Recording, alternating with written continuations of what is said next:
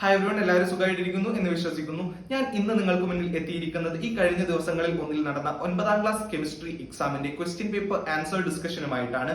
ഇന്ന് നമ്മൾ ഡിസ്കസ് ചെയ്യാൻ വേണ്ടിയിട്ട് ഉപയോഗിക്കുന്ന ക്വസ്റ്റ്യൻ പേപ്പർ ഡൗൺലോഡ് ചെയ്തെടുത്തിട്ടുള്ളത് A+ ബ്ലോക്ക് വെബ്സൈറ്റിൽ നിന്നാണ്. ക്വസ്റ്റ്യൻ പേപ്പറും അതിന്റെ ആൻസർ കീയും ഡൗൺലോഡ് ചെയ്യാനുള്ള ലിങ്ക് ഞാൻ താഴെ ഡിസ്ക്രിപ്ഷനിൽ നൽകുന്നു. വീഡിയോയിലേക്ക് കടക്കുന്നതിന് മുൻപ് ഒരു കാര്യം ഓർമ്മിപ്പിക്കുന്നു: വീഡിയോ ഇഷ്ടപ്പെട്ടാൽ ലൈക്ക് ചെയ്യുക, സുഹൃത്തുക്കളിലേക്ക് ഷെയർ ചെയ്ത് എത്തിച്ചു കൊടുക്കുക, ചാനൽ ഇഷ്ടപ്പെട്ടാൽ സബ്സ്ക്രൈബ് ചെയ്യുന്ന കാര്യം പരിഗണിക്കാം. അപ്പോൾ ഇനി നമുക്ക് നേരെ വീഡിയോയിലേക്ക് കടക്കാം. യെസ്, നമുക്ക് ഫസ്റ്റ് ക്വസ്റ്റ്യൻ പരിശോധിക്കാം. Find the relation and fill in the blanks. ബന്ധം കണ്ടെത്തി പൂരിപ്പിക്കുക. Dmitri Ivanovich Mendeleev, atomic mass. ഇനി ഹെൻറി മോസലി ഡാഷ് എന്നാണ് നൽകിയിട്ടുണ്ടായിരുന്നത്. മെന്റലിയേവ് തന്റെ പീരിയോഡിക് നിയമം ആവിഷ്കരിച്ചിട്ടുണ്ടായിരുന്നത് അറ്റോമിക് മാസ് കൂടി വരുന്ന ക്രമത്തിലാണ് എന്ന് നമുക്ക് അറിയാലോ. എന്നാൽ ഹെൻറി മോസലി അത് അറ്റോമിക് നമ്പർ കൂടി വരുന്ന ക്രമത്തിലും ആണ് അവതരിപ്പിച്ചിട്ടുണ്ടായിരുന്നത്. അതിനാൽ നമുക്ക് നിസ്സംശയം പറയാം, ഇവിടെ ഓപ്ഷൻ ബി അറ്റോമിക് നമ്പർ ആയിരിക്കും ഹെൻറി മോസലിക്ക് നേരെ വരേണ്ട കറക്റ്റ് ആൻസർ. രണ്ടാമത്തെ ചോദ്യം അസേഷൻ റീസൺ ക്വസ്റ്റ്യൻ ആണ്. അസേഷൻ എ പരിശോധിക്കാം. An atom is electrically neutral. പ്രസ്താവന എ, ആറ്റം വൈദ്യുതപരമായി നിർവീര്യമാണ്. ശരിയാണ്. ഒരു ആറ്റം ഓൾവേസ് ഇലക്ട്രിക്കലി ന്യൂട്രൽ ആയിട്ടാണ് നിലനിൽക്കാറ്. അവ ഒരു പോസിറ്റീവ് ചാർജോ നെഗറ്റീവ് ചാർജോ എക്സേർട്ട് ചെയ്യാറില്ല. പോസിറ്റീവ് ചാർജ് കാണിക്കുന്ന സമയത്ത് അതൊരു പോസിറ്റീവ് അയോൺ ആയി മാറുകയും നെഗറ്റീവ് ചാർജ് കാണിക്കുന്ന സമയത്ത് അതൊരു നെഗറ്റീവ് അയോൺ ആയി മാറുകയും ആണ് ചെയ്യാറുണ്ടായിരുന്നത്. എന്നാൽ ഒരു neutral atom always electrically neutral ആയിരിക്കും. അതിന് പോസിറ്റീവ് ചാർജോ നെഗറ്റീവ് ചാർജോ ഉണ്ടായിരിക്കുകയില്ല. അതിനാൽ നമുക്ക് പറയാം അസേഷൻ എ എന്ന് പറയുന്നത് ശരിയാണ്. ഇനി കാരണം ആർ അഥവാ റീസൺ ആർ പരിശോധിക്കാം. The total number of positive charges and negative charges in an atom is different. ആറ്റത്തിലെ ആകെ പോസിറ്റീവ് ചാർജുകളുടെയും നെഗറ്റീവ് ചാർജുകളുടെയും എണ്ണം വ്യത്യസ്തമായിരിക്കും. ഒരിക്കലും ശരിയല്ല. കാരണം ഒരു ന്യൂട്രലായി നിൽക്കാൻ വേണ്ടിയിട്ട് ആറ്റത്തിനകത്തുള്ള പോസിറ്റീവ് ചാർജ് ആയിട്ടുള്ള പ്രോട്ടോണുകളുടെ എണ്ണവും നെഗറ്റീവ് ചാർജായ ഇലക്ട്രോണുകളുടെ എണ്ണവും തുല്യമായിരിക്കണം. ഇത് തുല്യമല്ലാത്ത പക്ഷം ആ ആറ്റത്തിന് ഒരു ചാർജ് ഉണ്ടായിരിക്കുന്നതാണ്. അതിനാൽ നമുക്ക് പറയാം റീസൺ ആർ അഥവാ കാരണം ആർ തെറ്റാണ്. അങ്ങനെ ഒരു ഓപ്ഷൻ പരിശോധിക്കുന്ന സമയത്ത് ഓപ്ഷൻ എ തന്നെ നമുക്ക് കാണാം. A is correct but R is not correct. A ശരിയാണ്, എന്നാൽ ആർ തെറ്റാണ്. ശരിയാക്കി എന്ന വിശ്വാസത്തോടു കൂടി മൂന്നാമത്തെ ചോദ്യത്തിലേക്ക്. Some statements are given below. Select those related to Niels Bohr atom model. ചില പ്രസ്താവനകൾ നൽകിയിരിക്കുന്നു. ഇവയിൽ നീൽ ബോറിന്റെ ആറ്റം മാതൃകയുമായി ബന്ധപ്പെട്ടവ തിരഞ്ഞെടുക്കുക. 3 എണ്ണമാണ് നൽകിയിട്ടുള്ളത്. നമുക്ക് പരിശോധിക്കാം. Electrons revolves around the nucleus of an atom in definite orbits. ആറ്റത്തിന്റെ ന്യൂക്ലിയസിന് ചുറ്റും ഇലക്ട്രോണുകൾ പ്രദക്ഷിണം ചെയ്യുന്നത് നിശ്ചിത ഓർബിറ്റുകളിലാണ്. അതെ, ശരിയാണ്. ആറ്റത്തിന്റെ ന്യൂക്ലിയസിന് ചുറ്റും ഇലക്ട്രോണുകൾ കറങ്ങിക്കൊണ്ടിരിക്കുന്നത് പ്രത്യേകമായി ഊർജ നിലയങ്ങൾ എന്നറിയപ്പെടുന്ന ഓർബിറ്റുകളിൽ ആണ് എന്നത് നമുക്ക് നീൽ ബോർ പറഞ്ഞു തന്നിട്ടുണ്ട് എന്ന് നിങ്ങൾക്ക് അറിയാലോ. അങ്ങനെയാണെങ്കിൽ ഇത് നീൽ ബോറിന്റെ ആറ്റം മാതൃകയുമായിട്ട് ബന്ധപ്പെട്ടിട്ടുള്ളതാണ്. രണ്ടാമത്തത്, as the distance from nucleus increases the energy of orbit decreases. ന്യൂക്ലിയസിൽ നിന്നുള്ള അകലം കൂടുന്തോറും ഓർബിറ്റുകളുടെ ഊർജം കുറയുന്നു. പൂർണ്ണമായിട്ടും തെറ്റാണ്. നമ്മുടെ നീൽ ബോർ പറഞ്ഞിട്ടുണ്ട് ആറ്റത്തിൽ ഒരു ഓർബിറ്റ് ന്യൂക്ലിയസിന്റെ അടുത്തു നിന്നും ദൂരേക്ക് പോകുന്നതിനനുസരിച്ച് അവയുടെ എനർജി കൂടി വരുന്നു എന്നതാണ് പറഞ്ഞിട്ടുണ്ടായിരുന്നത്. അതിനാൽ നമുക്ക് പറയാം 2 തെറ്റ്. മൂന്നാമത്തത് പരിശോധിക്കാം. As long as the electron revolves in particular orbit, their energy does not change. ഒരു നിശ്ചിത ഓർബിറ്റിൽ പ്രദക്ഷിണം ചെയ്യുന്നിടത്തോളം ഇലക്ട്രോണിന്റെ ഊർജം കൂടുകയോ കുറയുകയോ ഇല്ല. ശരിയാണ്. നമുക്ക് നീൽ ബോർ അങ്ങനെയും ഒരു കാര്യം പറഞ്ഞു തന്നിട്ടുണ്ട്.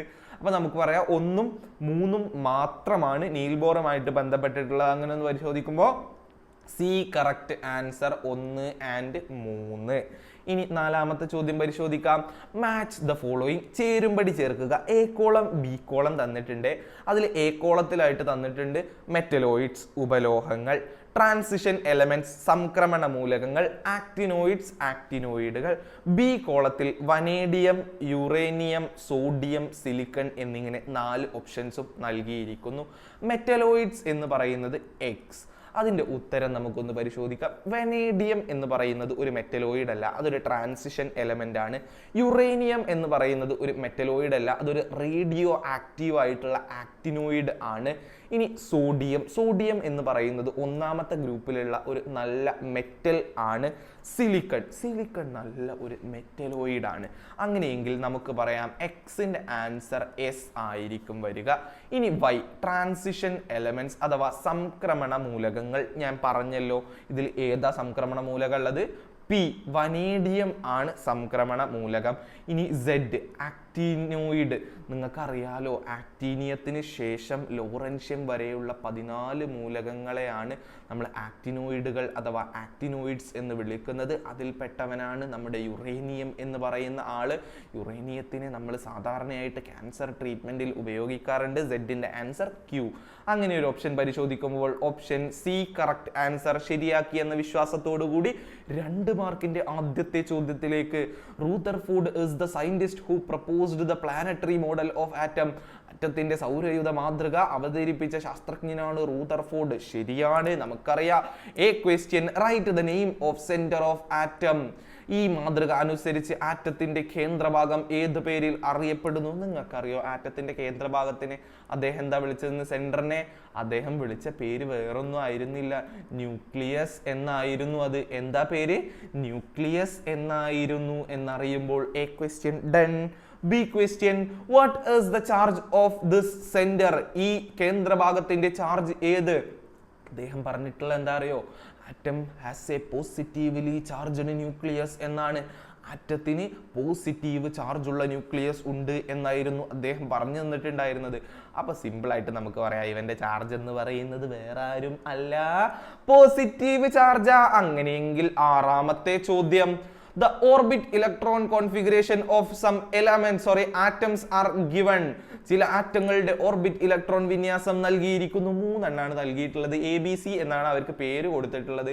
അതിൽ സെൻട്രലായിട്ട് എഴുതിയിട്ടുണ്ട് എക്ക് 18 പ്രോട്ടോൺ 22 ന്യൂട്രോൺ, ബിക്ക് 19 പ്രോട്ടോൺ 21 ന്യൂട്രോൺ, സിക്ക് 20 പ്രോട്ടോൺ 20 ന്യൂട്രോൺ എന്നാണ് നൽകിയിട്ടുള്ളത്.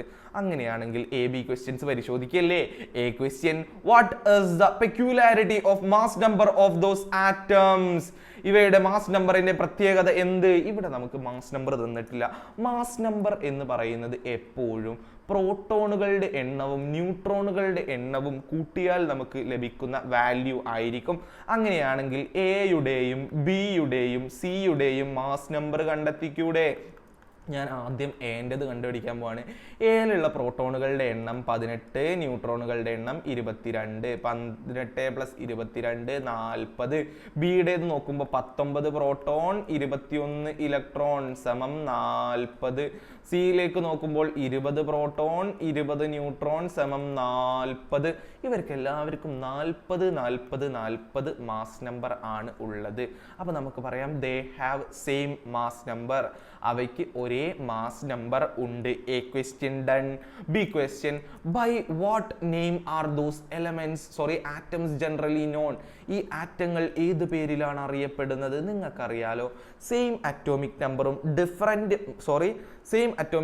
ഡിഫറെന്റ് മാസ് നമ്പറും ഉള്ള ആളുകളെ നമ്മൾ ഐസോടോപ്പ് എന്ന് വിളിച്ചു. എന്നാൽ സെയിം മാസ് നമ്പറും ഡിഫറെന്റ് അറ്റോമിക് നമ്പറും ഉള്ള ആളുകളെ നമ്മൾ വിളിച്ചിട്ടുണ്ടായിരുന്നത് ഐസോബാർ എന്നായിരുന്നു. ഐസോടോപ്പ് എന്ന് പറയുന്നത് അറ്റോമിക് നമ്പർ സെയിം ആയിരിക്കും, മാസ് നമ്പർ ഡിഫറെന്റ് ആയിരിക്കും. എന്നാൽ ഐസോബാർ എന്ന് പറയുന്നത് സെയിം മാസ് നമ്പറും ഡിഫറെന്റ് അറ്റോമിക് നമ്പറും ഉള്ള ആളുകളായിരിക്കും. അപ്പോൾ ഇവിടുത്തെ ആൻസർ ആരാ വരിക? ഐസോബാർ ആയിരിക്കും ഇവിടുത്തെ ആൻസർ എന്ന് പറയുന്നത്. ഇനി നിങ്ങൾ ഒരാളെ കൂടെ അറിയണം, ഐസോട്ടോൺ. സെയിം നമ്പർ ഓഫ് ന്യൂട്രോൺസും എന്നാൽ ഡിഫറെന്റ് നമ്പർ ഓഫ് പ്രോട്ടോൺസും ഉള്ള ആളുകളാണ് ഐസോട്ടോൺസ് എന്ന് ജസ്റ്റ് മനസ്സിലാക്കി വെക്കുമ്പോൾ 7ാമത്തെ ചോദ്യം, element R belongs to second period and 16th group of periodic table. R എന്ന മൂലകം പീരിയോഡിക് ടേബിളിൽ 2ാം പീരിയഡിലും 16ാം ഗ്രൂപ്പിലും ഉൾപ്പെടുന്നു. നമ്മളോട് പറഞ്ഞു ആർ എന്ന് പറയുന്ന ആള് പീരിയഡ് 2ഉം ഗ്രൂപ്പ് 16ഉം ആണ്. ഇതിൽ നിന്ന് എന്താ നമ്മളോട് ചോദ്യം ചോദിച്ചത് എന്നൊന്ന് നോക്കിയാലോ. ചോദ്യം, what is the atomic number of this element? ഈ മൂലകത്തിന്റെ അറ്റോമിക നമ്പർ എത്ര? അറ്റോമിക് നമ്പറാ ചോദിച്ചത്. ഇവിടെ നമുക്ക് അറ്റോമിക് നമ്പർ തന്നിട്ടുണ്ടോ? ഇല്ലല്ലോ. പക്ഷേ നമുക്ക് അറ്റോമിക് നമ്പർ കണ്ടുപിടിക്കാൻ അറിയാം. നമ്മൾ പഠിച്ചിട്ടുണ്ട്. ഇലക്ട്രോണിക് കോൺഫിഗറേഷൻ എഴുതിയിട്ട് പീരിയഡും ഗ്രൂപ്പും കണ്ടുപിടിക്കാൻ പഠിച്ച നമ്മളോടോ അറ്റോമിക് നമ്പർ ചോദിക്കുന്നത്? നമുക്കറിയാലോ, പീരിയഡിന്റെ എണ്ണം എന്ന് പറയുന്നത് ഷെല്ലുകളുടെ എണ്ണത്തിന് തുല്യമാണ്. ഇനി ഗ്രൂപ്പ് കണ്ടുപിടിക്കാനാണെന്നുണ്ടെങ്കിൽ അവസാനത്തെ ഷെല്ലിൽ ഒരു ഇലക്ട്രോണോ അല്ലെങ്കിൽ 2 ഇലക്ട്രോണോ ആണ് എന്നുണ്ടെങ്കിൽ അവൻ്റെ ഗ്രൂപ്പ് എന്ന് പറയുന്നത് 1 or 2 തന്നെ ആയിരിക്കും. ഇനി അവസാനത്തെ ഷെല്ലിൽ 3 മുതൽ 8 വരെ ഇലക്ട്രോണുകളാണ് എങ്കിൽ അതിലേക്കൊരു 10 കൂട്ടിയാൽ ലഭിക്കുന്ന നമ്പർ ആയിരിക്കും നമ്മുടെ ഗ്രൂപ്പ് നമ്പർ എന്ന് പറയുന്നത് എന്ന ഐഡിയ ഉള്ള നമ്മളാണ് ഇനി ഇവൻ്റെ അറ്റോമിക് നമ്പർ കണ്ടുപിടിക്കാൻ പോകുന്നത്. അറ്റോമിക് നമ്പർ കണ്ടുപിടിക്കാൻ വേണ്ടിയിട്ട് നമ്മൾ ആദ്യം ഈ R എന്ന മൂലകത്തിൻ്റെ ഇലക്ട്രോണിക് കോൺഫിഗറേഷൻ എന്ന് പറയുന്ന ഇലക്ട്രോൺ വിന്യാസം എഴുതാൻ പോവുകയാണ്. നമുക്കറിയാവുന്ന ഷെല്ലുകളാണ് K, L, M, N എന്ന് പറയുന്നത്. അതിൽ K ആദ്യത്തെ ഷെല്ല്, L രണ്ടാമത്തെ ഷെല്ല്, M മൂന്നാമത്തെ ഷെല്ല്, N നാലാമത്തെ ഷെല്ല്. ക്വസ്റ്റ്യൻ പറഞ്ഞിട്ടുണ്ട് പീരിയഡ് എന്ന് പറയുന്നത് 2 ആണ്. ഈ 2 ആണ് എന്നതിൽ നിന്ന് തന്നെ നമ്മൾ മനസ്സിലാക്കണം ഇതിനകത്തുള്ള ഷെല്ലുകളുടെ എണ്ണം എന്ന് പറയുന്നത് 2 ആയിരിക്കും. അത് തന്നെ ആദ്യത്തെ 2 ഷെല്ലുകളായിരിക്കും. ആദ്യത്തെ 2 ഷെല്ലുകളാണ് K shell, L shell. K ഷെല്ലിൽ നമുക്ക് പരമാവധി 2 ഇലക്ട്രോണുകളെ കൊള്ളിക്കാം. L ഷെല്ലിൽ 8 ഇലക്ട്രോണുകൾ, M ഷെല്ലിൽ 18 ഇലക്ട്രോണുകൾ, N ഷെല്ലിൽ 32 ഇലക്ട്രോണുകളെയും ആണ് നമുക്ക് കൊള്ളിക്കാൻ സാധിക്കുക എന്നത് അറിയുന്നവരാണ് നമ്മൾ. ഇനി നമ്മൾ അറിയേണ്ടത് L ഷെല്ലിൽ എത്ര ഇലക്ട്രോണുകൾ ഉണ്ട് എന്നതാണ്. L ഷെല്ലിലെ ഇലക്ട്രോണുകളെ നമുക്ക് കണ്ടുപിടിച്ചൂടെ? നമുക്കറിയാലോ ഗ്രൂപ്പ് എങ്ങനെ കണ്ടുപിടിച്ചിരുന്നത്. അവസാനത്തെ ഷെല്ലിലുള്ള ഇലക്ട്രോണുകളുടെ എണ്ണം 1 or 2 ആണെങ്കിൽ അവയുടെ ഗ്രൂപ്പ് നമ്പർ എന്ന് പറയുന്നത് 1 or 2 തന്നെയാവും. ഇനി 3 മുതൽ 8 വരെയാണെന്നുണ്ടെങ്കിൽ അതിലേക്ക് 10 കൂട്ടിയാൽ കിട്ടുന്നതായിരിക്കും അതിൻ്റെ ഗ്രൂപ്പ് നമ്പർ. ഈ 3 മുതൽ 8 വരെയുള്ള ഇലക്ട്രോണുകളുടെ എണ്ണത്തിന് ഞാനിവിടെ X എന്നെടുക്കുന്നു. എന്നിട്ട് നമ്മൾക്കറിയാം X + 10 = ഗ്രൂപ്പ് നമ്പർ. ഇവിടുത്തെ ഗ്രൂപ്പ് നമ്പർ എത്രയാണ്? 16 ആണ് എന്നുള്ളതുകൊണ്ട് X + 10 = 16 എന്ന് എഴുതുന്നു. അതിൽ നിന്നും കിട്ടും X = 16 - 10 = 6. ഉത്തരം 6. L ഷെല്ലിൽ 6 ഇലക്ട്രോണുകൾ ആയിരിക്കും ഉണ്ടായിരിക്കുക. നമുക്കറിയാലോ എപ്പോഴും ഇലക്ട്രോൺ പൂരണം നടക്കുന്നത് അല്ലെങ്കിൽ ഇലക്ട്രോണിൻ്റെ ഫില്ലിംഗ് നടക്കുന്നത് എനർജി കൂടി വരുന്ന ക്രമത്തിലായിരിക്കും. അതിൽ ആദ്യത്തെ ഷെല്ല് നിറഞ്ഞിട്ടേ അടുത്ത ഷെല്ലിലേക്ക് ഇലക്ട്രോണുകൾ പോവുകയുള്ളൂ. അതുകൊണ്ട് തന്നെ K ഷെല്ലിൽ പൂർണ്ണമായിട്ട് 2 ഇലക്ട്രോണുകൾ നിറഞ്ഞിട്ടുണ്ടാവും. അങ്ങനെയാണെങ്കിൽ ഇവൻ്റെ ഇലക്ട്രോണിക് കോൺഫിഗറേഷൻ എന്ന് പറയുന്നത് 2, 6 ആണ്. അങ്ങനെയാണെങ്കിൽ ഇവൻ്റെ അറ്റോമിക് നമ്പർ എത്രയാണ്? 2 + 6 8. ആൻസർ കിട്ടി. B question. Write the electronic configuration of noble gas belongs to this period. ഈ മൂലകം ഉൾപ്പെടുന്ന പീരിയഡിൽ വരുന്ന ഉത്കൃഷ്ടവാതകത്തിന്റെ ഇലക്ട്രോൺ വിന്യാസം എഴുതുക. നമുക്കറിയാലോ ഉത്കൃഷ്ടവാതകങ്ങൾക്ക് സാധാരണയായിട്ട് അവസാനത്തെ ഷെല്ലിൽ ഏതാണോ പീരിയഡ് അതിൽ ഏറ്റവും അവസാനത്തെ ഷെല്ലിൽ 8 ഇലക്ട്രോണുകൾ ആയിരിക്കും ഉണ്ടായിരിക്കുക. സിമ്പിളായിട്ട് നമുക്ക് എഴുതിക്കൂടെ? അവസാനത്തെ ഷെല്ലിൽ 8 ഇലക്ട്രോൺ ആക്കി മാറ്റുക. 2, 8 ആയിരിക്കും അതിൻ്റെ ആൻസർ വരിക. ഇനി നിങ്ങൾക്ക് ഏതൊക്കെയാണ് ഉത്കൃഷ്ടവാതകങ്ങൾ എന്ന് ഞാൻ സിമ്പിളായിട്ടൊന്ന് പറഞ്ഞു തരട്ടെ. അത് പഠിക്കാനൊരു കോഡ് ഉണ്ട് കേട്ടോ. ഹേ, നീ, ആരാ, കൃഷ്ണനോ, സീതയോ, രാമനോ, ഓർഗനോ എന്നതാണ് ആ code. Hey HE helium atomic number 2. Neon atomic number 10. ആരാ ആർഗൺ ആർഗണ് 18. ക്രിപ്റ്റോൺ കൃഷ്ണനോ എന്ന് പറയുന്ന ക്രിപ്റ്റോൺ 36. സെനോൺ എന്ന് പറയുന്ന XE അതിനെ നമ്മൾ സീതയോ എന്നാണ് പറഞ്ഞത്, അതിൻ്റെത് 54. റാഡോൺ എന്ന് പറഞ്ഞത് രാമനോ എന്ന് പറഞ്ഞതിൻ്റെ അറ്റോമിക് നമ്പർ 86. ഇനി ഓർഗനോ എന്ന് പറയുന്നതിൻ്റെ ഒഗ്നസോണ്ടത് 118 ആണ് എന്നറിയുക. അതിൽ തന്നെ ഒരു 9ാം ക്ലാസ് കുട്ടിക്ക് ആർഗൺ വരെ മാത്രമേ നമുക്ക് ആവശ്യമുള്ളൂ എന്നതിനാൽ ബാക്കിയുള്ളവരെ ഞാൻ മായ്ച്ചു കളയുന്നു. ഹേ, നീ, ആരാ എന്നിവരിൽ നിന്നായിരിക്കും നമുക്ക് 3 ഉത്കൃഷ്ടവാതകങ്ങൾ അഥവാ നോബിൾ ഗ്യാസസ് എന്ന് നിങ്ങൾ അറിയുമ്പോൾ. 8ാമത്തെ ചോദ്യം. Some observations of Rutherford's gold foil experiments are given below. റൂദർഫോർഡിന്റെ ഗോൾഡ് ഫോയിൽ പരീക്ഷണത്തിന്റെ ചില നിരീക്ഷണങ്ങൾ നൽകിയിരിക്കുന്നു. ഇവയിൽ നിന്നും എത്തിച്ചേർന്ന നിഗമനങ്ങൾ എഴുതുക. അങ്ങനെയാണെങ്കിൽ നമുക്ക് നോക്കിയാലോ. ഒന്നാമത്തത്, most of alpha particles passed through the gold foil without any deviation. ഭൂരിഭാഗം ആൽഫ കണങ്ങളും സ്വർണ്ണത്തകിടിലൂടെ യാതൊരു വ്യത്യാസവും ഇല്ലാതെ കടന്നുപോയി. നമുക്കറിയാം, ആദ്യം ഒരു ഫോട്ടോജനിക് പേപ്പർ എടുത്തു, അതിനുശേഷം ഒരു ഗോൾഡ് ഫോയിൽ എടുത്തു, എന്നിട്ട് ആൽഫ കണങ്ങളെ കടത്തിവിട്ടു. ഒട്ടുമിക്ക ആൾക്കാരും നേരെ പോയി, ഒരു പണിയും തിരിച്ചിലൊന്നും കാണിച്ചില്ല. എന്നാൽ വളരെ കുറച്ച് ആൾക്കാർ മാത്രം വഴി തെറ്റിപ്പോയി.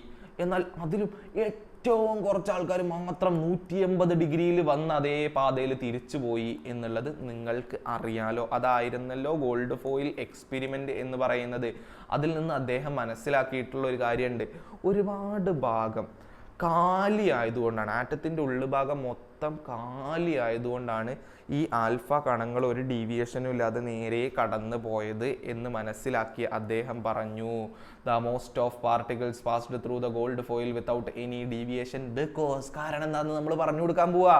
The most part of atom are empty. ആറ്റത്തിൻ്റെ ഭൂരിഭാഗവും ശൂന്യമാണ്. ഫസ്റ്റ് വൺ കഴിഞ്ഞു. രണ്ടാമത്തത്, very few alpha particles deflected back by an angle of 180 degree. വളരെ കുറച്ച് ആൽഫ കണങ്ങൾ മാത്രം 180 ഡിഗ്രി കോണളവിൽ വ്യതിചലിച്ച് തിരിച്ചു വന്നു. അതിന് കാരണം എന്താ പറയുക, അദ്ദേഹം പറഞ്ഞത് ആറ്റത്തിൻ്റെ മുഴുവൻ പോസിറ്റീവ് ചാർജും കേന്ദ്ര ബിന്ദുവിൽ കേന്ദ്രീകരിച്ചിരിക്കുന്നു. അഥവാ the total positive charge of the atom is concentrated at the centre of atom called nucleus എന്നറിയുമ്പോൾ 9ാമത്തെ ചോദ്യം. 9 ഓവർ ക്വസ്റ്റ്യനാ, 2 എണ്ണം ഉണ്ട്, എ ക്വസ്റ്റ്യനും ബി ക്വസ്റ്റ്യനും. അതിൽ എ ആദ്യം പരിശോധിക്കാം.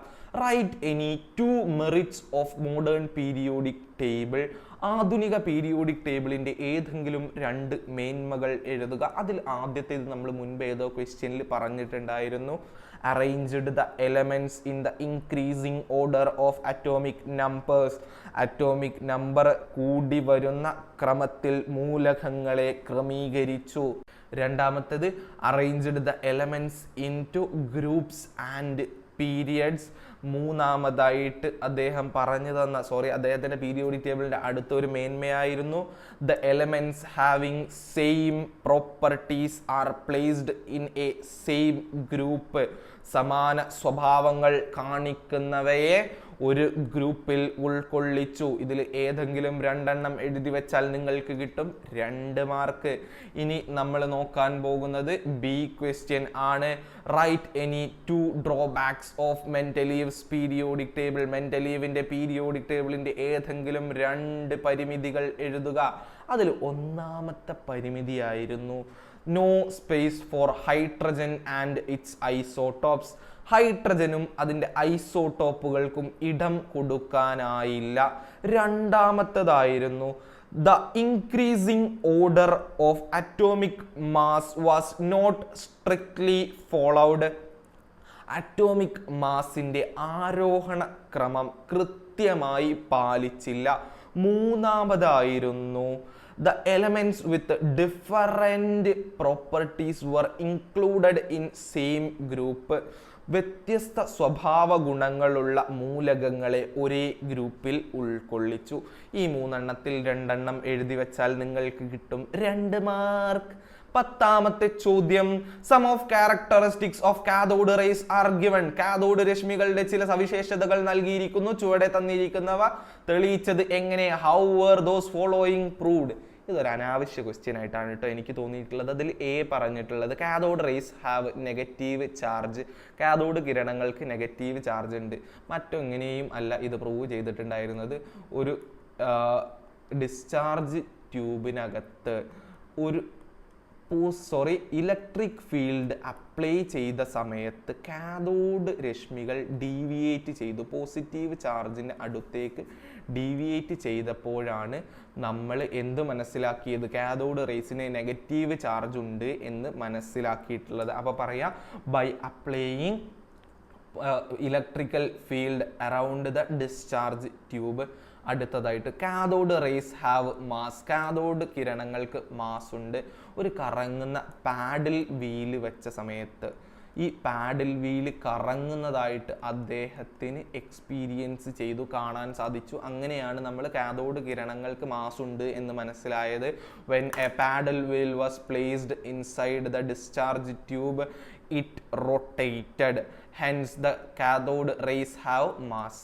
അതായത് ഒരു ഡിസ്ചാർജ് ട്യൂബിനകത്ത് കറങ്ങുന്ന പാഡിൽ വീൽ വച്ചപ്പോൾ അത് കറങ്ങുന്നത് കാണാൻ സാധിച്ചു എന്ന് പറഞ്ഞു കൊടുത്തത്. ഇതൊരു അനാവശ്യ ചോദ്യമായിട്ടാണ് എനിക്ക് തോന്നിയിട്ടുള്ളത്. 11ാമത്തെ ചോദ്യം, അതിന് എ പാർട്ടും ബി പാർട്ടും ഉണ്ട്. അതിൽ തന്നെ ഏതെങ്കിലും ഒരെണ്ണം എഴുതിയാൽ നിങ്ങൾക്ക് മാർക്ക് കിട്ടുമായിരുന്നു. എ ക്വസ്റ്റ്യൻ ആദ്യം പരിശോധിക്കാവേ. The electron configuration of some elements are given below. ചില മൂലകങ്ങളുടെ ഇലക്ട്രോൺ വിന്യാസം നൽകിയിരിക്കുന്നു. പ്രതീകങ്ങൾ യാഥാർത്ഥ്യമല്ല. പി, ക്യു, ആർ എന്നിങ്ങനെ 3 പേരെയാണ് നമുക്ക് തന്നിട്ടുള്ളത്. പിയിൽ 28, ക്യു 27, ആർ 21 എന്നതാണ് അവയുടെ ഇലക്ട്രോണിക് കോൺഫിഗറേഷൻ. ഇനി ചോദ്യം, which of those elements have largest atomic size, right the reason. ഇവയിൽ ആറ്റത്തിന്റെ വലിപ്പം കൂടിയ മൂലകം ഏതാണ്? കാരണം എഴുതുക. നമുക്കറിയാലോ പീരിയോഡിക് ട്രെൻഡ്. ഒരു പീരിയോഡിക് ടേബിളിനകത്ത്, ഞാനിത് അവിടെ ഒരു പീരിയോഡിക് ടേബിൾ കൊണ്ടുവന്ന് വെച്ചിട്ടുണ്ട് കേട്ടോ. ഈ പീരിയോഡിക് ടേബിളിനകത്ത് ഒരു ഗ്രൂപ്പിൽ മുകളിൽ നിന്ന് താഴേക്ക് വരുന്തോറും ആറ്റത്തിന്റെ വലിപ്പം കൂടി വരുന്നു എന്ന് നമ്മൾ പഠിച്ചിട്ടുണ്ട്. അതിന് കാരണം എന്തായിരുന്നു? മുകളിൽ നിന്ന് താഴേക്ക് വരുന്തോറും ഷെല്ലുകളുടെ എണ്ണം കൂടുന്നത് കൊണ്ടായിരുന്നു ഈ വലിപ്പത്തിൽ വരുന്ന വ്യത്യാസം കാണുന്നത്. എന്നാൽ ഒരു പീരിയഡിലാകട്ടെ ആറ്റത്തിന്റെ വലിപ്പം കുറഞ്ഞാണ് വരുന്നത്. അതിനുള്ള കാരണം എന്താണ് എന്ന് നിങ്ങൾക്കറിയാവോ? പീരിയഡിൽ ഇടത്ത് നിന്ന് വലത്തേക്ക് പോകുന്തോറും ന്യൂക്ലിയർ ചാർജ് കൂടും. എന്താ കൂടുക? ന്യൂക്ലിയർ ചാർജ് കൂടും. ഈ ന്യൂക്ലിയർ ചാർജ് കൂടുന്നതോട് കൂടിയിട്ട് ന്യൂക്ലിയസിന് ഔട്ടർമോസ്റ്റ് ഇലക്ട്രോൺ, ബാഹ്യതമ ഇലക്ട്രോണുമായിട്ടുള്ള ആകർഷണ ബലം, അട്രാക്ഷൻ കൂടും. അതോടുകൂടിയിട്ട് ആറ്റത്തിന്റെ വലിപ്പം കുറഞ്ഞു വരും എന്ന് മനസ്സിലാക്കി വെച്ചുകൊണ്ട് ഈ ചോദ്യത്തെ നമ്മൾ ഫേസ് ചെയ്യാൻ പോവുകയാണ്. ചോദ്യം നമ്മളോട് പറഞ്ഞിട്ടുള്ളത് എന്താണ്? ഇതിൽ ഏറ്റവും വലുതാരാ എന്നാണ്. നമ്മൾ ഇതിൻ്റെ ഓരോന്നിൻ്റെയും ഇലക്ട്രോണിക് കോൺഫിഗറേഷൻ പരിശോധിക്കുമ്പോൾ മനസ്സിലാവുന്നുണ്ട്, എല്ലാവരുടെയും പീരിയഡ് എന്ന് പറയുന്നത് 2 അതായത് പീരിയഡ് 2 പെടുന്ന ആളുകളാണ് ഇവർ എല്ലാവരും എന്ന് മനസ്സിലായി. അങ്ങനെയാണെങ്കിൽ ആദ്യത്തെ എലമെന്റ് ഏതായിരിക്കും? നമുക്കറിയാലോ ബാഹ്യതമ ഷെല്ലിൽ ഏറ്റവും ഇലക്ട്രോണുകളുടെ എണ്ണം കുറവുള്ളവരായിരിക്കും ആദ്യത്തെ എലമെന്റ്. അടുത്ത അതിനേക്കാൾ കൂടുതലായിരിക്കും, അടുത്ത അതിനേക്കാൾ കൂടുതലായിരിക്കും, അടുത്ത ആൾക്ക് അതിനേക്കാൾ കൂടുതലായിരിക്കും. അങ്ങനെയാണെന്നുണ്ടെങ്കിൽ ഇവിടെ ഏറ്റവും കുറവ് ഇലക്ട്രോണുകൾ അവസാനത്തെ ഷെല്ലിലുള്ള ആൾ ആരാണ്? ആർ ആണ്. 6 കഴിഞ്ഞതിന് ശേഷം പിന്നെ വരുന്നത് ആരായിരിക്കും? ക്യൂ ആയിരിക്കും. അതിനുശേഷം വരാൻ പോകുന്നത് പി ആയിരിക്കും. അങ്ങനെയാണെങ്കിൽ ഇവരുടെ സൈസ് ഇൻക്രീസ് ചെയ്യുന്ന ഓർഡർ എന്താണ്? 6 ക്യൂനേക്കാൾ വലുതായിരിക്കും, ക്യൂ പിയേക്കാൾ വലുതായിരിക്കും. ആൻസർ വരാൻ പോകുന്നത് എന്താണ്? 6 ആണ് ഇതിൻ്റെ ആൻസർ. ഇനി കാരണം പറഞ്ഞു കൊടുക്കണ്ടേ? കാരണമായിട്ട് നിങ്ങൾ പറഞ്ഞു കൊടുക്കുക. In a period from left to right the nuclear charge increases, hence the size of atom decreases, so R will be the largest atom. മലയാളത്തിൽ ഇങ്ങനെ പറഞ്ഞു കൊടുക്കുക. പീരിയഡിൽ ഇടത്ത് നിന്ന് വലത്തോട്ട് ന്യൂക്ലിയർ ചാർജ് കൂടി വരുന്നു, അതിനാൽ ആറ്റത്തിൻ്റെ വലിപ്പം കുറയുന്നു. ആയതിനാൽ R ആയിരിക്കും വലിപ്പം കൂടിയ മൂലകം. നിങ്ങൾക്ക് അതിൻ്റെ ഇടക്ക് ഞാൻ നേരത്തെ ഒരു കാര്യം പറഞ്ഞു തന്നിട്ടുണ്ടായിരുന്നില്ലേ, ന്യൂക്ലിയസും ഔട്ടർ മോസ്റ്റ് ഇലക്ട്രോണും തമ്മിലുള്ള ഒരു അട്രാക്ഷൻ്റെ കാര്യം, അതും കൂടെ ഈ സ്റ്റേറ്റ്മെൻറ്റിൽ പറയാൻ കഴിഞ്ഞാൽ ബെസ്റ്റാ. ഇനി പറഞ്ഞിട്ടില്ല എന്നുണ്ടെങ്കിൽ നിങ്ങൾക്ക് മാർക്കൊക്കെ കിട്ടും. ഇനി 11 ബി പരിശോധിച്ചാലോ. Atomic number of some elements are given below. ഏതാനും മൂലകങ്ങളുടെ അറ്റോമിക നമ്പറുകൾ നൽകിയിരിക്കുന്നു. എക്സ്, വൈ, സെഡ് എന്നീ 3 ആൾക്കാരെ തന്നത്. X atomic number 11, Y atomic number 14, Z atomic number 17.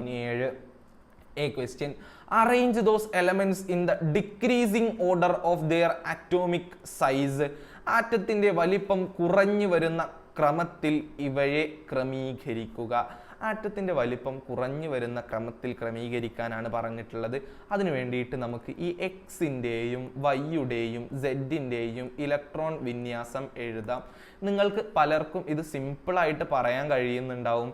എക്സിൻ്റെ വലിപ്പം എന്ന് പറയുന്നത് വൈയേക്കാൾ കൂടുതലായിരിക്കും, വൈയുടെ വലിപ്പം എന്ന് പറയുന്നത് സെഡിനേക്കാൾ കൂടുതലായിരിക്കും എന്ന് നിങ്ങൾക്ക് സിമ്പിളായിട്ട് പറയാൻ സാധിക്കുന്നുണ്ടായിരിക്കും.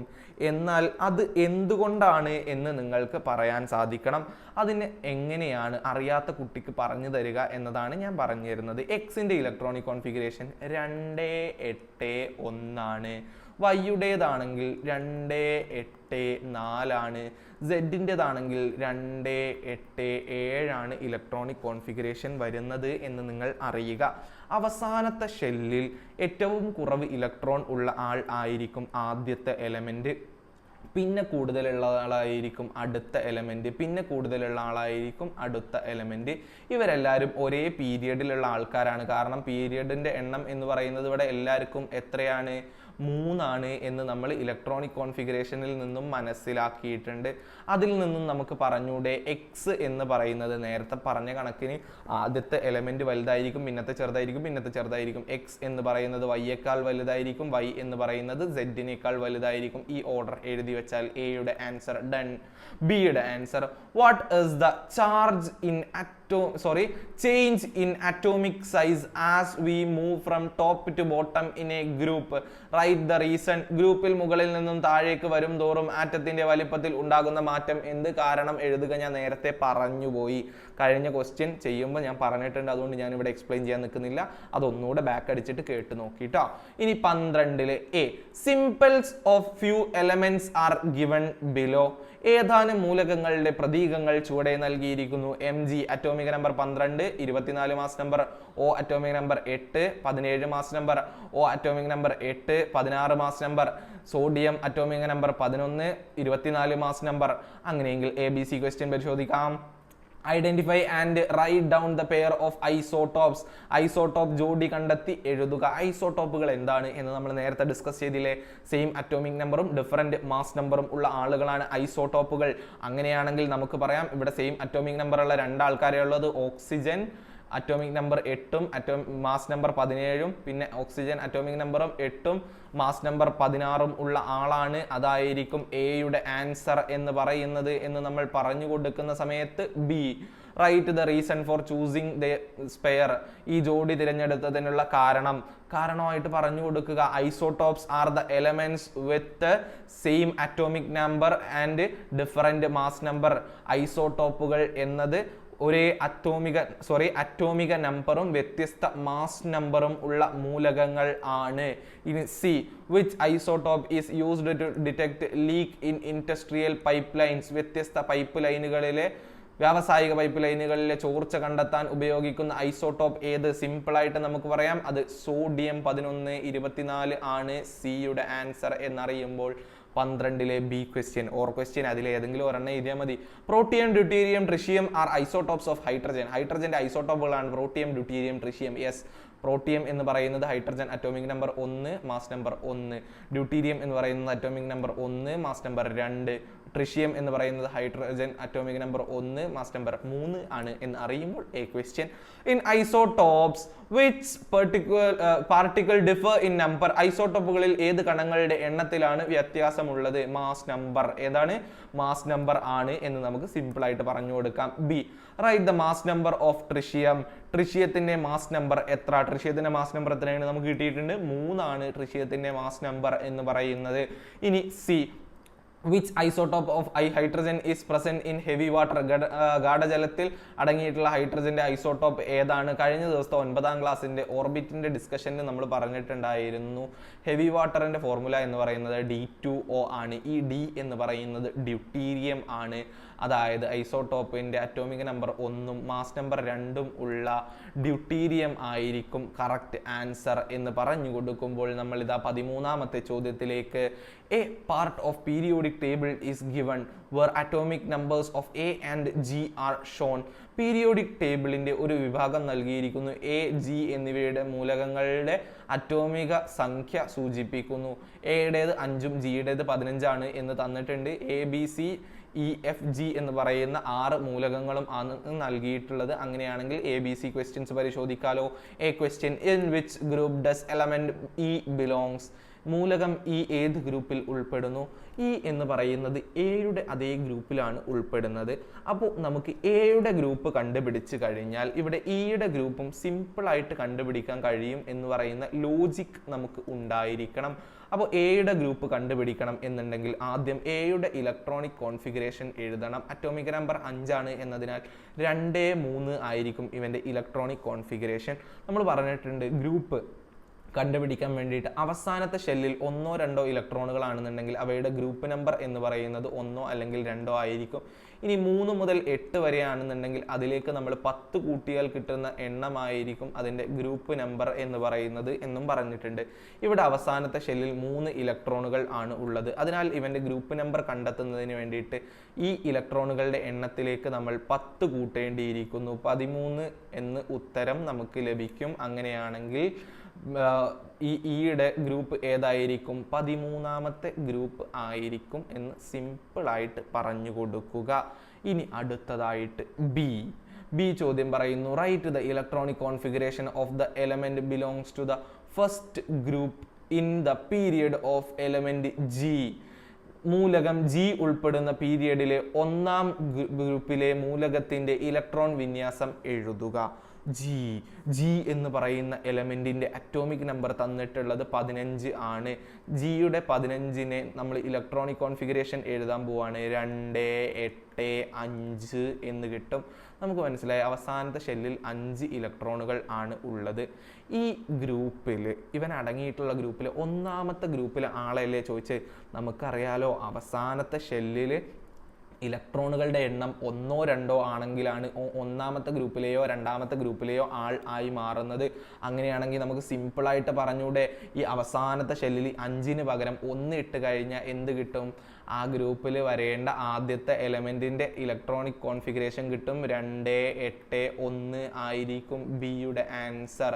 അങ്ങനെയെങ്കിൽ C question, what is atomic number of halogen atom present in group containing element C എന്ന മൂലകം ഉൾപ്പെടുന്ന പീരിയഡിലെ ഹാലോജൻ ആറ്റത്തിന്റെ അറ്റോമിക നമ്പർ എത്ര? നമുക്കറിയാലോ എയും ബിയും സിയും ഒക്കെ ഒരേ പീരിയഡിൽ പെട്ട ആളുകളാണ്. അങ്ങനെയാണ് എന്നുണ്ടെങ്കിൽ ഹാലോജനെയാണ് കണ്ടുപിടിക്കേണ്ടത്. ഹാലോജൻ എന്ന് പറയുന്നത് 17ാമത്തെ ഗ്രൂപ്പിലെ ആളുകൾ ആണ് എന്ന ഒരു ലോജിക് നമ്മളെ കയ്യിൽ ഉണ്ട്. നമുക്കറിയാലോ ആരൊക്കെയാണ് ഈ ഹാലജൻ ഗ്രൂപ്പിൽ പെട്ടിട്ടുള്ള ആളുകൾ എന്ന് പറയുന്നത്?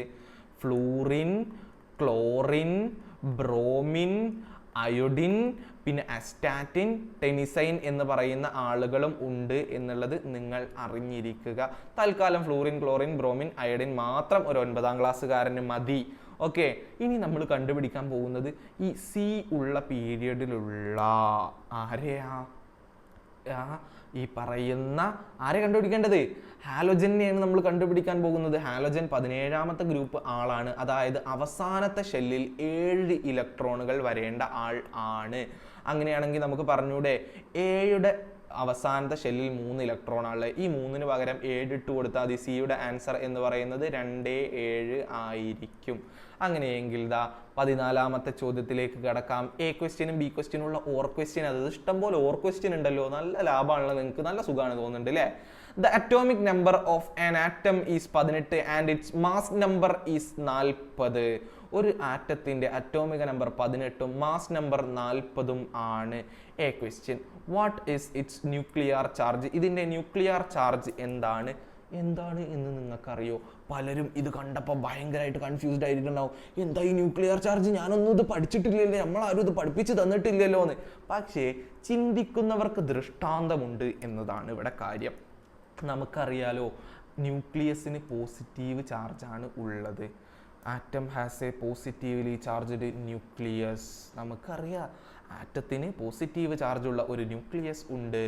ന്യൂക്ലിയസിന്റെ ചാർജ് എത്രയാണെന്നാണ് ചോദിച്ചത്? പോസിറ്റീവ് ചാർജാണ്. ഇവിടെ ആറ്റോമിക് നമ്പർ എന്ന് പറയുന്നത് 18 ആണ് എന്നതുകൊണ്ട് നമുക്ക് പറയാൻ പറ്റും അതിനകത്ത് 18 പോസിറ്റീവ് ചാർജുകളും 18 ഇലക്ട്രോണുകളും, അതായത് 18 പ്രോട്ടോണുകളും 18 ഇലക്ട്രോണുകളും ഉണ്ടായിരിക്കും. അങ്ങനെയാണെങ്കിൽ ന്യൂക്ലിയർ ചാർജ് എന്ന് പറയുന്നത് +18 ആയിരിക്കും. എന്തായിരിക്കും ചാർജ്? പ്ലസ് 18 ആയിരിക്കും. ഇതിനെയാണ് നിങ്ങൾ കാടേറി ചിന്തിക്കാൻ പോയത്, നമ്മളെ പഠിപ്പിച്ചിട്ടില്ല എന്നൊക്കെ പറഞ്ഞാണ്ട് വെറുതെ ടെൻഷൻ അടിച്ചത്, അതിനൊന്നും ആവശ്യമില്ല കേട്ടോ. B, illustrates its orbit electronic configuration. Orbit electron വിന്യാസം എഴുതുക. നമുക്ക് പറഞ്ഞു തന്നിട്ടുണ്ട് അറ്റോമിക് നമ്പർ എന്ന് പറയുന്നത് 18 ആണ്. 18 വരുന്ന ആളുടെ അറ്റോമിക് നമ്പർ വെച്ചിട്ട് നമ്മൾ ഇലക്ട്രോൺ വിന്യാസം എഴുതുമ്പോൾ 2, 8, 8 എന്ന് കിട്ടും. ബിയുടെ ആൻസർ ഡൺ. സിമ്പിൾ അല്ലേ? അങ്ങനെയാണെന്നുണ്ടെങ്കിൽ 14 ബിയിലേക്ക് കടക്കാം. An atom has 15 protons and 16 neutrons. ഒരു ആറ്റത്തിലെ പ്രോട്ടോണുകളുടെ എണ്ണം 15ഉം ന്യൂട്രോണുകളുടെ എണ്ണം 16ഉം ആണ്.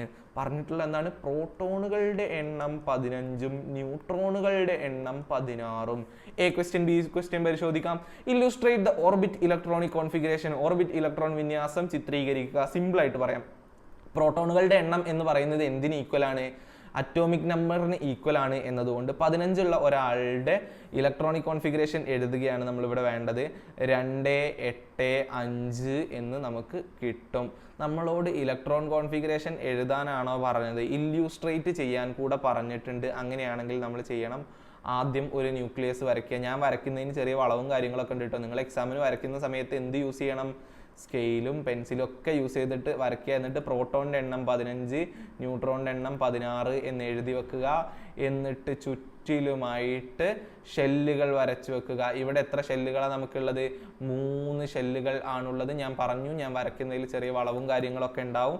നിങ്ങൾ സ്കെയിലും കോമ്പസും ഒക്കെ വെച്ചിട്ട് മാത്രമേ ഇത് വരയ്ക്കാൻ പാടുള്ളൂ. ഇനി ഇലക്ട്രോണുകളുടെ എണ്ണം ഫില്ല് ചെയ്ത് കൊടുക്കുക. ആദ്യത്തെ ഷെല്ലിൽ 2 ഇലക്ട്രോൺ, അടുത്ത ഷെല്ലിൽ 8 ഇലക്ട്രോൺ, അടുത്ത ഷെല്ലിൽ 5 ഇലക്ട്രോൺ എന്ന് വരച്ച് കൊടുത്തു കഴിഞ്ഞാൽ നിങ്ങൾക്ക് കിട്ടും 2 മാർക്ക്. സിമ്പിളായിട്ട് 2 മാർക്ക് കിട്ടാൻ ഇത്ര എളുപ്പമുള്ളൊരു ചോദ്യം വേറെ ഇല്ല.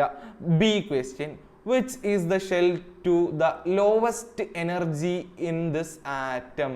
ഈ ആറ്റത്തിലെ ഊർജം ഏറ്റവും കുറഞ്ഞ ഷെൽ ഏതാണ്? നമുക്കറിയാലോ, ന്യൂക്ലിയസിന്റെ അടുത്തേക്ക് വരും തോറും ഷെല്ലിന്റെ ഓർബിറ്റിന്റെ ഊർജം കുറഞ്ഞു വരും. അങ്ങനെയാണെന്നുണ്ടെങ്കിൽ ഏറ്റവും അടുത്തുള്ള ഷെല്ലായിട്ടുള്ള കെ ആയിരിക്കും ഏറ്റവും ഊർജം കുറഞ്ഞിട്ടുള്ള ആൾ എന്ന് നിങ്ങൾ മനസ്സിലാക്കുക. ഉത്തരം കെ ആയിരിക്കും. ഇതിന്റെ റീസൺ നമ്മൾ നേരത്തെ എവിടെയോ പറഞ്ഞിട്ടുണ്ട്. അങ്ങനെയെങ്കിൽ 15ാമത്തെ ചോദ്യം, the mass number and the number of neutrons of some elements are given. ചില മൂലകങ്ങളുടെ മാസ് നമ്പറും ന്യൂട്രോണുകളുടെ എണ്ണവും നൽകിയിട്ടുണ്ട്. മാസ് നമ്പറും ന്യൂട്രോണും മാത്രമാണ് തന്നെ കേട്ടോ. കെ, ന്യൂട്രോണിന്റെ എണ്ണം 20, മാസ് നമ്പർ 39. എൽ, ന്യൂട്രോണിന്റെ എണ്ണം 8, മാസ് നമ്പർ 16. എം, ന്യൂട്രോണിന്റെ എണ്ണം 18, മാസ് നമ്പർ 35. എൻ, ന്യൂട്രോണിന്റെ എണ്ണം 10, mass number 20. A B C questions പരിശോധിക്കാം. A question, which of those elements belongs to same period? ഒരേ പീരിയഡിൽ ഉൾപ്പെടുന്ന മൂലകങ്ങൾ ഏതെല്ലാം? സിമ്പിൾ ആയിട്ട് കണ്ടുപിടിക്കാൻ യഥാർത്ഥത്തിൽ കഴിയും. ചിന്തിക്കുന്നവർക്ക് ഇവിടെ ദൃഷ്ടാന്തമുണ്ട്. എനിക്ക് സിമ്പിൾ ആയിട്ട് പറയാൻ കഴിയും, പക്ഷെ നിങ്ങൾക്ക് കൂടെ അതെങ്ങനെ പറഞ്ഞ എന്ന് മനസ്സിലാക്കി തരണ്ടേ? അതിനു വേണ്ടിയിട്ട് നമ്മൾ ചെയ്യാൻ പോകുന്ന ഒരു പരിപാടി എന്താണ് എന്നറിയാമോ? ഇതിൻ്റെ ഇലക്ട്രോണുകളുടെ എണ്ണം അല്ലെങ്കിൽ പ്രോട്ടോണുകളുടെ എണ്ണം കൂടെ കണക്കാക്കാൻ പോവുകയാണ്. നമുക്കറിയാലോ, മാസ് നമ്പർ എന്ന് പറയുന്നത് പ്രോട്ടോണുകളുടെ എണ്ണം പ്ലസ് ന്യൂട്രോണുകളുടെ എണ്ണമാണ്. അങ്ങനെയെങ്കിൽ പ്രോട്ടോണുകളുടെ എണ്ണം എന്ന് പറയുന്നത് മാസ് നമ്പർ മൈനസ് ന്യൂട്രോണുകളുടെ എണ്ണം ആയിരിക്കും. അതിൽ നിന്നും സിമ്പിളായിട്ട് പ്രോട്ടോണുകളുടെ എണ്ണം ഞാൻ കണ്ടുപിടിക്കാൻ പോവുകയാണ്. കെയിലുള്ള മാസ് നമ്പർ 39, ന്യൂട്രോണിൻ്റെ എണ്ണം 20. 39ൽ നിന്ന് 20 പോയാൽ എനിക്ക് കിട്ടും പ്രോട്ടോണിൻ്റെ എണ്ണം 19. എല്ലിലാണെങ്കിൽ മാസ് നമ്പർ 16, ന്യൂട്രോണിൻ്റെ എണ്ണം 8. കുറച്ച് കഴിഞ്ഞാൽ എനിക്ക് കിട്ടും 8. ഇനി 35ഉം 18ഉം, മാസ് നമ്പർ 35ഉം ന്യൂട്രോണിൻ്റെ എണ്ണം 18ഉം ഉള്ള ആളുടെ പ്രോട്ടോണിൻ്റെ എണ്ണം എന്ന് പറയുന്നത് 17. ഇനി മാസ് നമ്പർ 20ഉം 10ഉം ഉള്ള ആളുടെ പ്രോട്ടോണിന്റെ എണ്ണം എന്ന് പറയുന്നത് 10 ആണ്. ഈ 19 ആയിരിക്കും കെ എന്ന് പറയുന്ന ആളുടെ അറ്റോമിക് നമ്പർ. എല്ലിൻ്റെതാണെന്നുണ്ടെങ്കിൽ 8 ആയിരിക്കും, എമ്മിൻ്റെതാണെങ്കിൽ 17 ആയിരിക്കും, അതുപോലെ എന്നിൻ്റെതാണ് എന്നുണ്ടെങ്കിൽ 10ഉം ആയിരിക്കും. ഇനി നമ്മളോട് ചോദിച്ചിട്ടുള്ളത് which of those elements belongs to same period എന്നാണ്. പീരിയഡ് സെയിം ആയിട്ടുള്ള ആളെ നമ്മൾ കണ്ടെത്തേണ്ടിയിരിക്കുന്നു. ഈ 19ന്റെ ഇലക്ട്രോണിക് കോൺഫിഗറേഷൻ വരാൻ പോകുന്നത് 2, 8, 8, 1 എന്നാണ്. 8ൻ്റേതാണെങ്കിൽ 2, 6 എന്നായിരിക്കും. 17ൻ്റെതാണെങ്കിൽ 2, 8, 7 ആയിരിക്കും. 10ൻ്റെതാണെങ്കിൽ 2, 8 ആയിരിക്കും. ഇതിൽ നിന്നും പീരിയഡുകളുടെ എണ്ണം നമ്മൾ കാൽക്കുലേറ്റ് ചെയ്യും. ഈ 19 അറ്റോമിക് നമ്പർ വരുന്ന ആളുടെ പീരിയഡിന്റെ എണ്ണം എന്ന് പറയുന്നത് 4 ആണ്. ഇനി 8 വരുന്ന ആളുടേതാണെന്നുണ്ടെങ്കിൽ 2 ആണ്. 17 വരുന്ന ആളുടേത് എന്ന് പറയുന്നത് 3 ആണ്. 10 വരുന്ന ആളുടേത് വീണ്ടും 2 ആണ്. ഇതിൽ നിന്ന് മനസ്സിലായി എല്ലും എന്നും ആയിരിക്കും സെയിം പീരിയഡിൽ വരുന്ന ആളുകൾ. L, N. ആൻസർ സിമ്പിൾ ആയിട്ട് മനസ്സിലായി എന്ന് വിശ്വസിക്കുന്നു.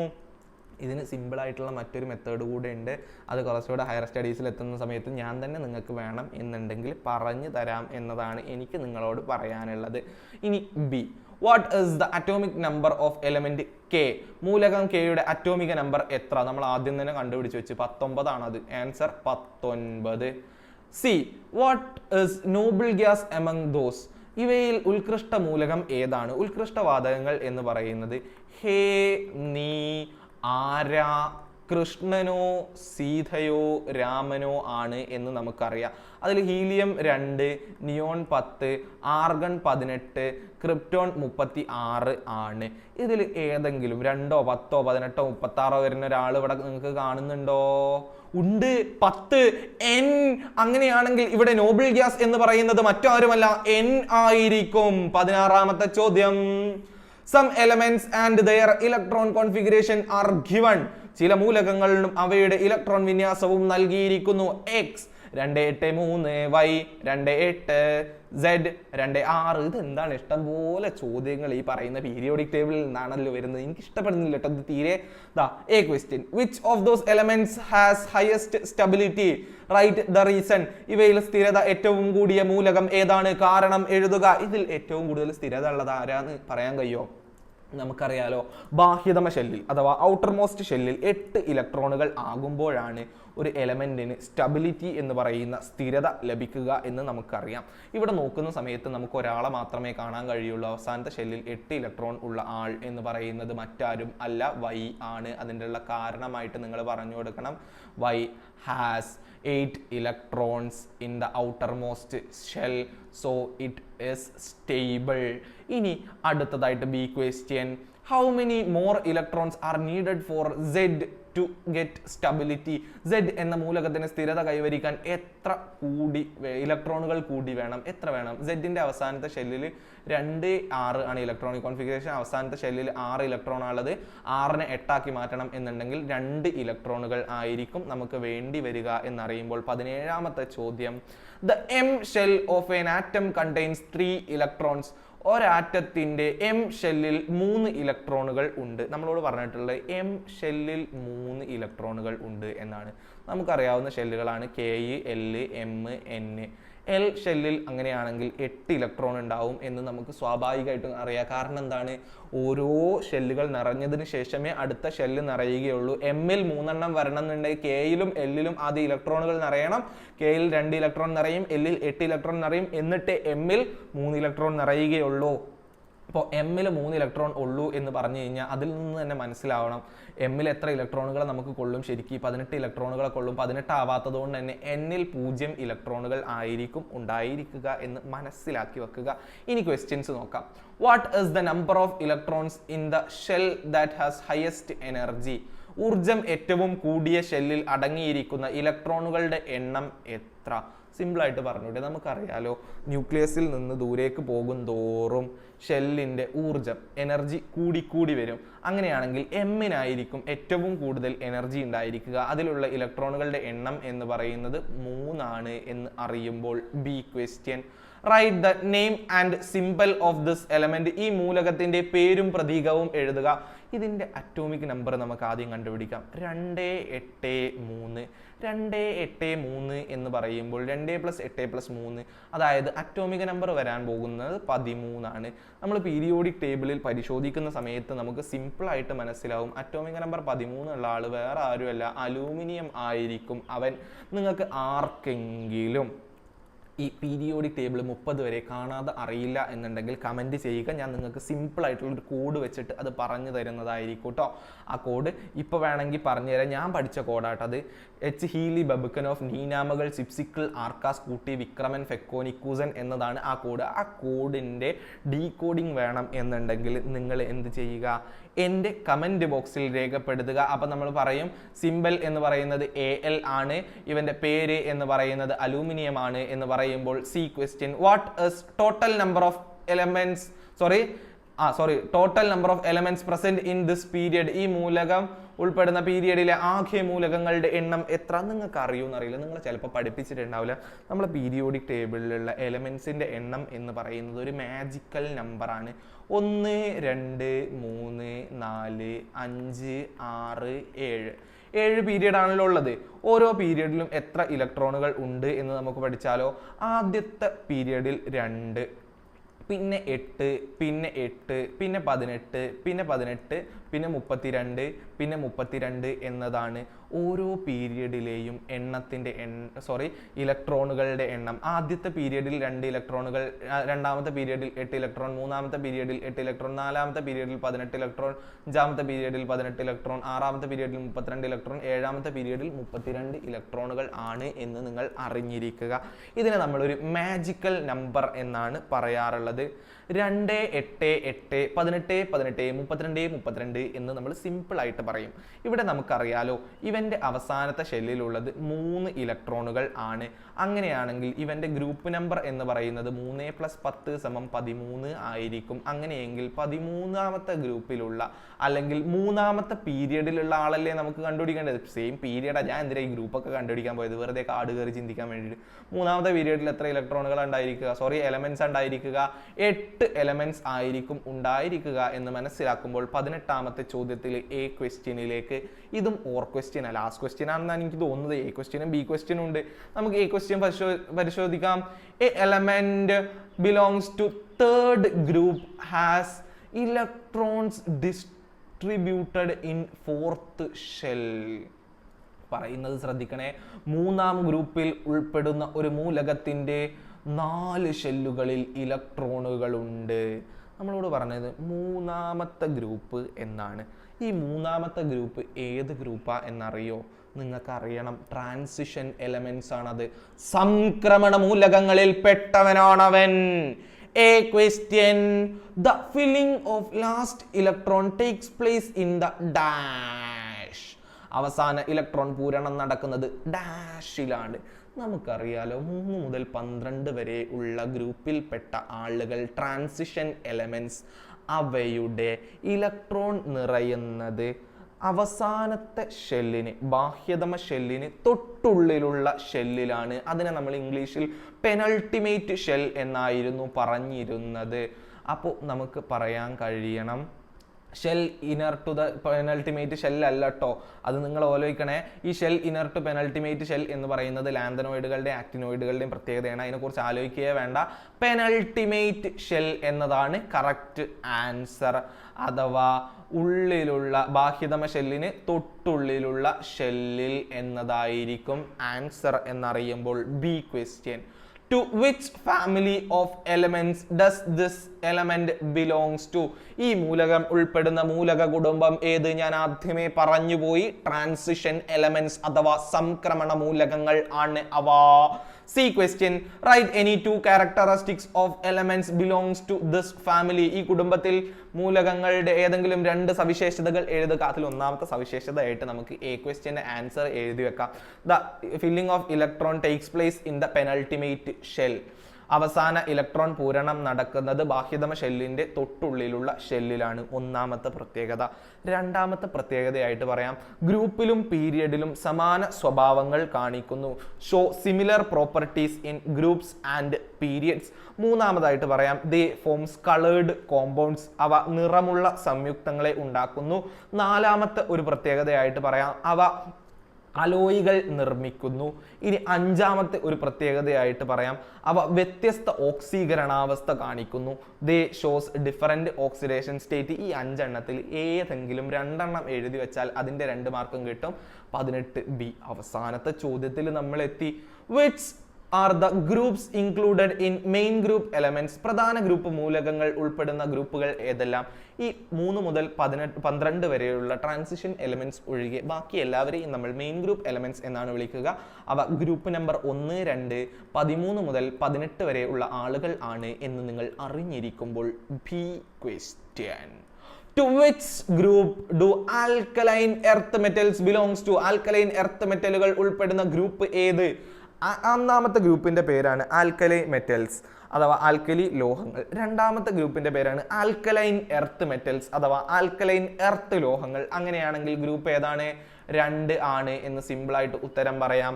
മൂന്നാമത്തെ C question, write any 2 characteristics of main group elements. പ്രധാന ഗ്രൂപ്പ് മൂലകങ്ങളുടെ ഏതെങ്കിലും 2 സവിശേഷതകൾ എഴുതുക. അതിൽ ഒന്നാമത്തെ സവിശേഷതയായിട്ട് നമുക്ക് സിമ്പിൾ ആയിട്ട് പറഞ്ഞു കൊടുക്കാം. The electron filling takes place in the outermost shell. Electron പൂരണം നടക്കുന്നത് അവസാനത്തെ ഷെല്ലിൽ ആണ്. രണ്ടാമത്തെ ഒരു പ്രത്യേകതയായിട്ട് പറഞ്ഞു കൊടുക്കാം, they are metals, non metals and metalloids. ഇവ ലോഹങ്ങൾ, അലോഹങ്ങൾ, ഉപലോഹങ്ങൾ എന്നിവയാണ്. ഇനി അടുത്തതായിട്ട് പറഞ്ഞു കൊടുക്കാം, they exist in solid, liquid and gaseous state.